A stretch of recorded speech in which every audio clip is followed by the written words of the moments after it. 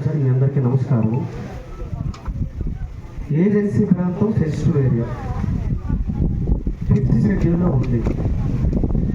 Number 1 నేను చెప్పదలుచుకునేటంటే ఏ గ్రామంలోనైనా గ్రామ సభ జరగాలంటే నోటీసులు ఇవ్వాలి. ఈ గ్రామ సభకు సంబంధించి మీరు చెప్పినట్టు NGPM సర్వే చేస్తున్నారు. ఈ నోటీస్ ఏమన్నా మన గ్రామ దానిలో అంటించారమ్మా? లేదు. ఇట్ ఈస్ ఒక అంశం. లేదు ఇలా జరుగుతుందని దమ్ముకేమైనా వేసారు ఎవరితోనైనా? లేదు. మూడోది, పలానా సమయంలో మీరందరూ మీ అభిప్రాయాలు చెప్పాలని మనం ఇవ్వాల్సి ఉంది. గతంలో కూడా MRO గారు ఒక దరఖాస్తు ఇచ్చారు. హైడ్రో ఎలక్ట్రిసిటీకి సంబంధించి మీ అందరూ రండి, మీ అభిప్రాయాలు తెలుసుకోండి. ఇది ఒక సెన్సిటివ్ ఏరియా. ఈ సెన్సిటివ్ ఏరియాకి మనం చూడాల్సింది ఏంటంటే చట్టాన్ని పరిరక్షించాల్సిన బాధ్యత యాజ్ ఏ మెజిస్ట్రేట్గా మీకుంది. మీకు తెలియకుండా వీళ్ళకి తెలియకుండా వస్తే ఏం చేయాలో మీకు తెలుసు. నాకు తెలిసి నా నాలెడ్జ్ బట్టి ఎవరైనా ఇల్లీగల్గా వచ్చి సర్వే చేస్తే SC/ST అట్రాసిటీ కేసు పెట్టాలని 5th షెడ్యూల్లో ఉంది. పెడతారా ఇప్పుడు? అదే కాదు, ఈ ప్రాంతానికి సంబంధించి వీళ్ళు పోరాటంలో మేము కూడా వచ్చాం. నేను కూడా పాల్గొన్నా. వేలాది మంది వచ్చారు. వచ్చినప్పుడు ఒకటే విషయం, దినేష్ గారు కలెక్టర్గా ఉన్నప్పుడు యాజ్ ఏ మెజిస్ట్రేట్గా వచ్చి ఆయన చెప్పింది ఏంటంటే మధ్యవలస గ్రామానికి మేము రాము చెప్పారా లేదా? ఏ సర్వే చెయ్యము చెప్పారా లేదా?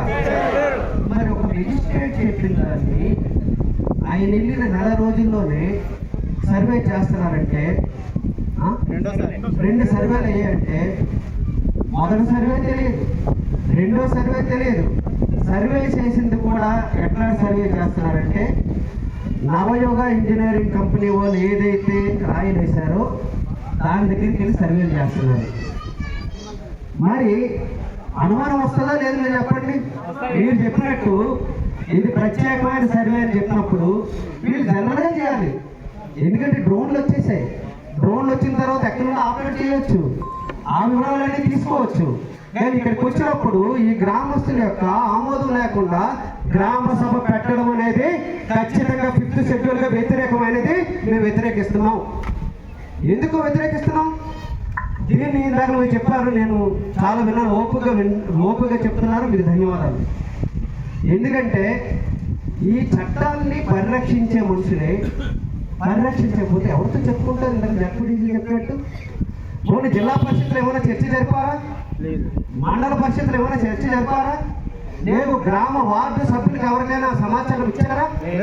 మేము ఇవ్వని దాన్ని తీసుకొచ్చి మేము ఇక్కడ సర్వే చేస్తున్నాం. ఆ సర్వేకి సంబంధించి ఇక్కడ ఈ సర్వేకి సంబంధించిన ఏమైనా భూకంపాలు వచ్చేస్తాయమ్మా? ఇక్కడ ఆ భూకంపాలు వస్తే హైడ్రో ఎలక్ట్రిసిటీ ప్రాజెక్ట్ ఎలా కడతారు? ఇక్కడ కట్టేదానికి కూడా లేదు.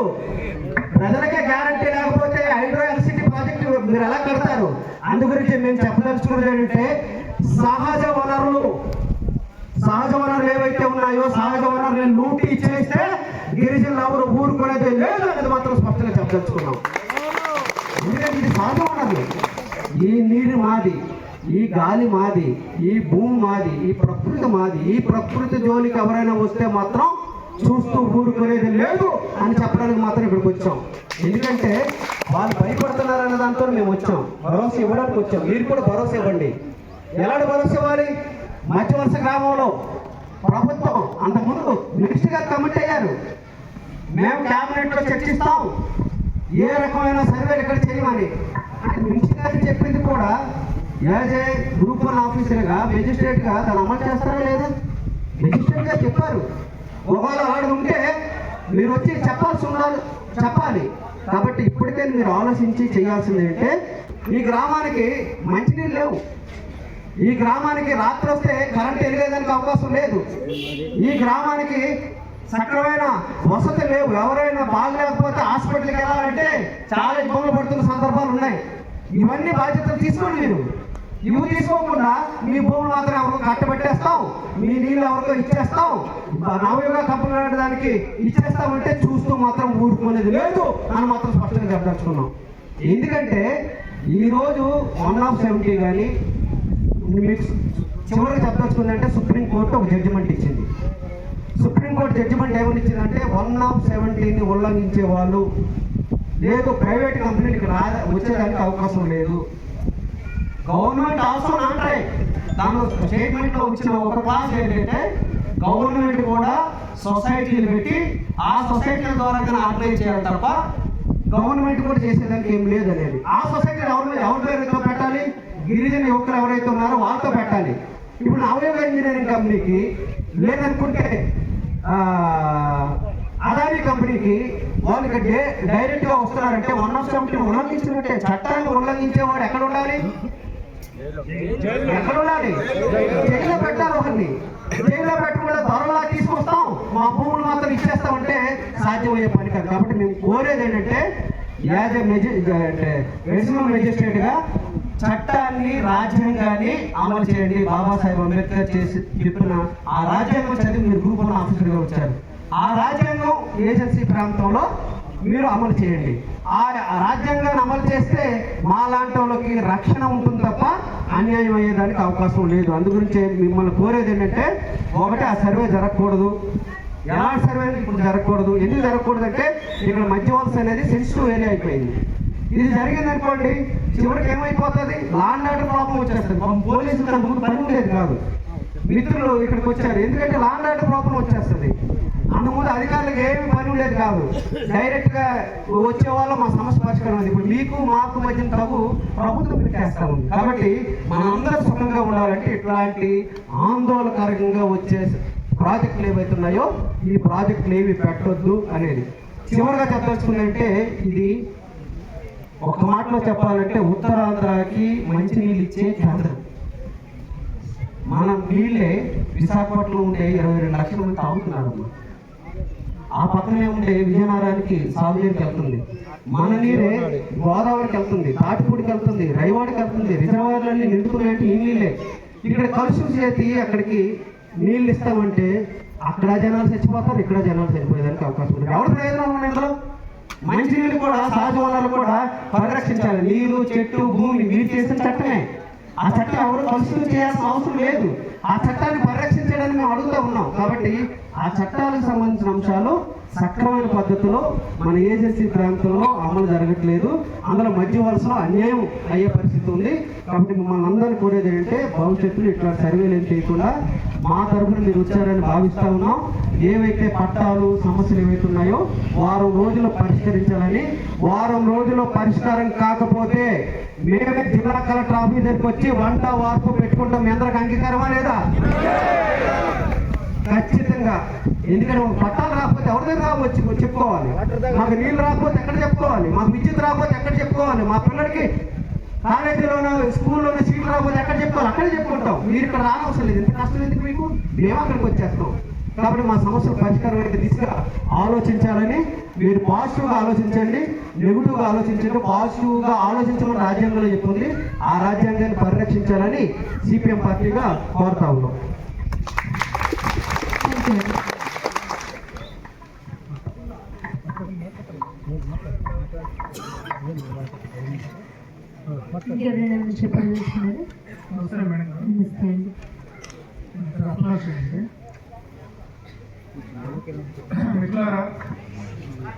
మన నాయకులు కూడా చాలా విషయాలు కూలంకషంగా మన దృష్టికి తీసుకొచ్చారు.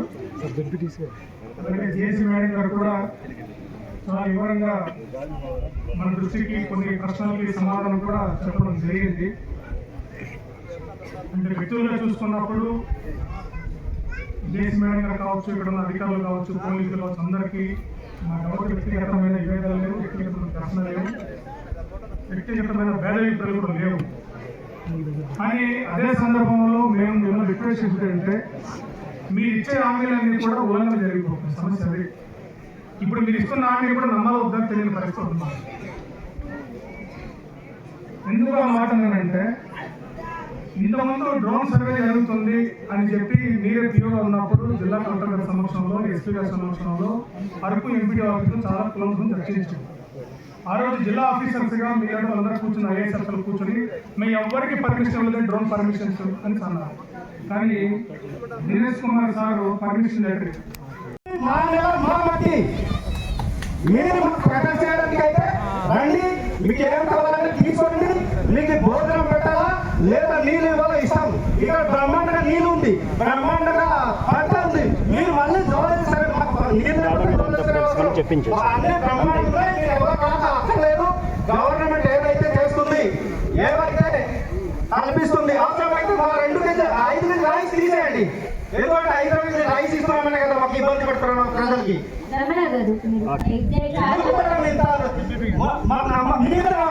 పోయింది మేడం గారు, మీ మీద నమ్మకం పోయింది. సుమిత్ కుమార్ గారు నేను నా మండలం వినండి మేడం గారు, ప్రజల సమస్యలు వింటేనే కదా మేడం గారు.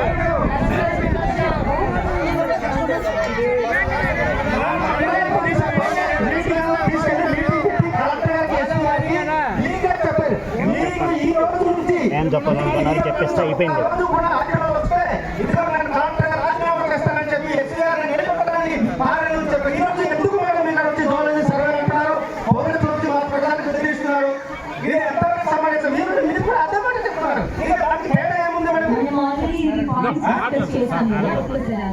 ఓకే మేడం గారు మాట్లాడినారు.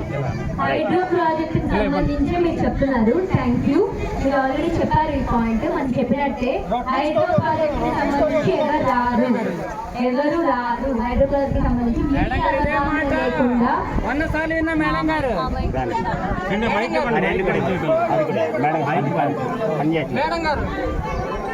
మీ అవగాహన లేకుండా హైడ్రో ప్రాజెక్ట్ కి సంబంధించి ఎవరు రారు. ఫస్ట్ పాయింట్ రారమ్మా. గత 6 నెలల్లో కూడా హైడ్రో ప్రాజెక్ట్ కి సంబంధించి ఎవరు రాలేదు. You have to know this. Madam గారు పోయిన దినేష్ కుమార్ గారు ఏమన్నారంటే మీ భూముల జోలికి రారు, మీకు జీవో నంబర్ 51-13 రద్దు చేస్తామని చెప్పారు మేడం గారు. చెప్పిన తరుణంలోని మళ్ళీ సర్వేకి వచ్చారు మేడం గారు. 51 జీవో నంబరు తర్వాత 13 రద్దు చేశారని మేము సంతోషం పడ్డాం మేడం గారు. జియోలజికల్ మీకు కొంతమంది ఇలా భయం క్రియేట్ చేస్తున్నారు, వీళ్ళు వాళ్ళే అని చెప్పేసి. ఒకవేళ వస్తే ఏం చేయమంటారు మేడం మీరు చెప్పండి. ఒకవేళ ఏ సర్వీస్ ఏం చేయమంటారు? Any private person police department to note that any private person NGO or any wrong usage ప్రకారం వాళ్ళు ఎవరైనా వచ్చి మన ఊర్లో మన ల్యాండ్స్ మీద ఎటువంటి అవగాహన లేకుండా సర్వే చేస్తే వాళ్ళ మీద ఇమీడియట్లీ ఫైల్ ఏ కేసు. రికార్డ్ చేయండి, అందరూ రికార్డ్ చేసి ఉండండి. ఎస్ఐ గారు పక్కనే రికార్డ్ చేసి ఉండండి. మేడం గారు చెప్పింది రికార్డ్ చేసి ఉండండి. ప్రశాంతంగా మాట్లాడండి. ఏంటంటే అదర్ పర్సన్ ఎవరైనా వచ్చి మా ల్యాండ్ సర్వీస్ అరెస్ట్ చేస్తున్నారు.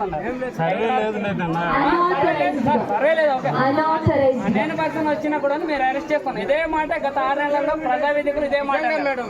సెకండ్ వన్ ఏంటంటే సర్వేపల్లి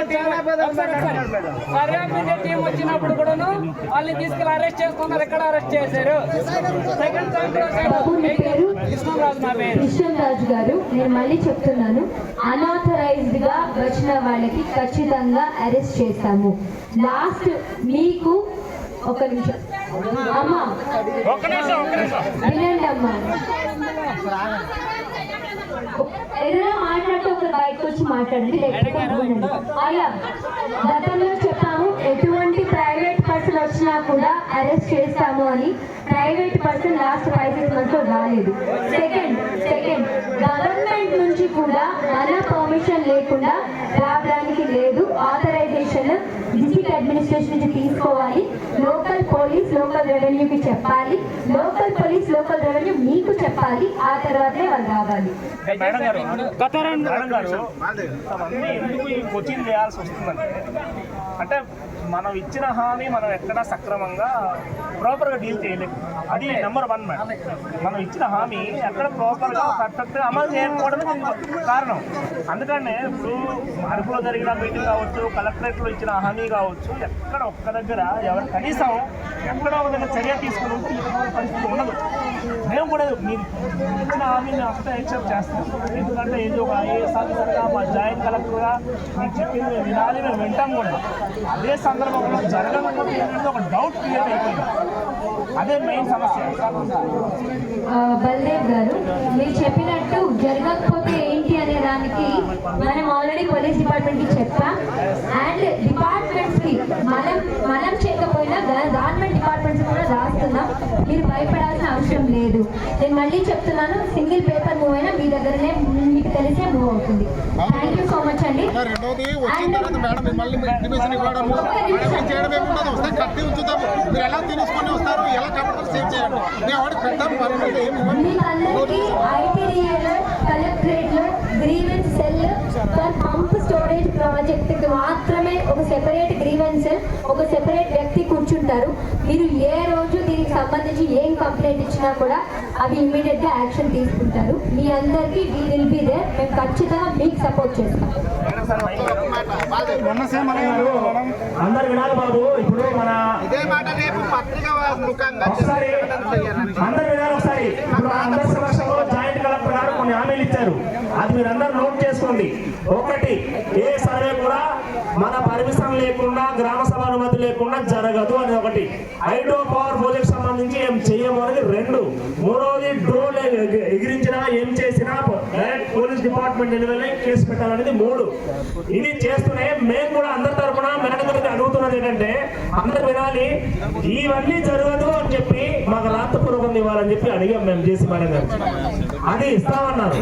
మేము కూడా అడుగుతున్నాం, అది జిల్లా కలెక్టర్ గారా జాయింట్ కలెక్టర్కి ఇస్తారా దానికి సంబంధించి స్పష్టంగా 17 తారీఖు లోపు మాకు స్పష్టమైనటువంటి కర్తవ్య రూపం రాకపోతే 18 తారీఖు మేమే కలెక్టర్ ఆఫీస్కి వస్తాం మేడం గారు. ఇది దీనికి సంబంధించి దీనికి సంబంధించి అయితే ఇప్పుడు గ్రీవెన్స్ సంబంధించి ఇంకా 4వ అంశం కూడా చెప్పారు. గ్రీవెన్స్ లో ఒక సెల్ డైరెక్ట్ ఓపెన్ చేసి హైడ్రో పవర్ ప్రాజెక్ట్ ఇస్తే ఎవరు వచ్చినా అందులో కంప్లైంట్ చేయొచ్చు. అది డ్రోన్ సర్వే కావచ్చు, ఇతర సర్వేలు కావచ్చు అని చెప్పేసి ఇవన్నీ మేము ఏకీభవిస్తాం. ఎందుకంటే ఏజే ఒక జాయింట్ కలెక్టర్ గా, ఒక ఐఏఎస్ ఆఫీసర్ గా మా ఆదివాసీ ప్రాంతంలో పనిచేయడానికి వచ్చినందుకు మేము స్వాగతిస్తాం, యాక్సెప్ట్ చేస్తాం. అదే సందర్భంలో మీరు ఇచ్చిన హామీ అమలు కాకపోతే మాత్రం ఆదివాసుల యొక్క మంచితనాన్ని, చేతకాంతనాన్ని దయచేసి చూడొద్దని కూడా ఈ సందర్భంగా మిమ్మల్ని